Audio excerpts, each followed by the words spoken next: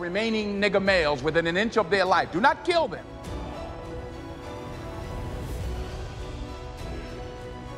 I want to fall forward. I figure at least this way I'll see what I'm going to hit. Fall forward. This is what I mean. Reggie Jackson struck out 2,600 times in his career, the most in the history of baseball. But you don't hear about the strikeouts. People remember the home runs. Fall forward. Thomas Edison conducted 1,000 failed experiments. Did you know that? I didn't know that. Because the 1,001st was the light bulb. Fall forward. Every failed experiment is one step closer to success. You've got to take risks, and I'm sure you've probably heard that before, but I want to talk to you about why that's so important. I got 3 reasons, and then you can pick up your iPhones. First, you will fail at some point in your life. Accept it.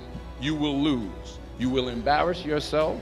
You will add something. There's no doubt about it. And I know that's probably not a traditional message for a graduation ceremony, but hey, I'm telling you, embrace it. Because it's inevitable, and I should know. In the acting business, you fail all the time. Early on in my career, I auditioned for a part in a Broadway musical. Perfect role for me, I thought, except for the fact that I can't sing.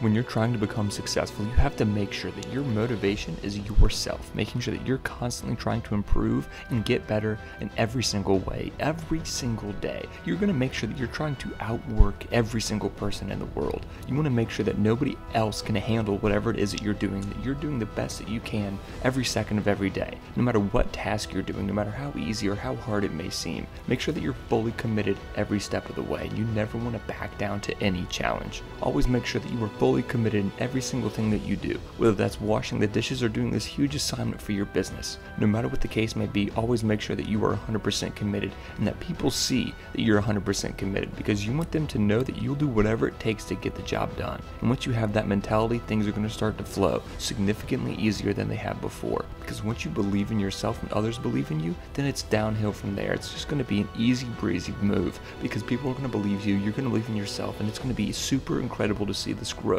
because you're putting in that time, that energy, and that effort to make sure that you're putting in the best energy and the best work in to make the best product that you possibly can. And that's going to be what you're going to produce, the greatest production that anybody's ever seen, because you're out there, you're focused, and you're dedicated to make sure that nobody else is going to be better than you ever in your entire life, because you want to be the very best like no one ever was.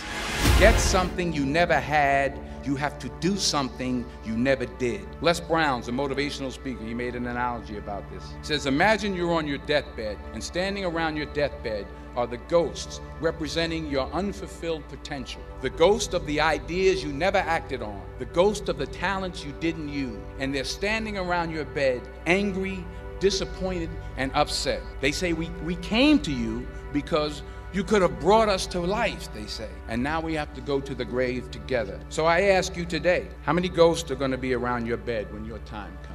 I found that nothing in life is worthwhile unless you take risks. Nothing. Nelson Mandela said, there is no passion to be found playing small and settling for a life that's less than the one you're capable of living. Now, I'm sure in your experiences in school and applying to college and picking your major and deciding what you want to do with life, I'm sure people have told you to make sure you have something to fall back on. Make sure you got something to fall back on, honey. But I never understood that concept, having something to fall back on.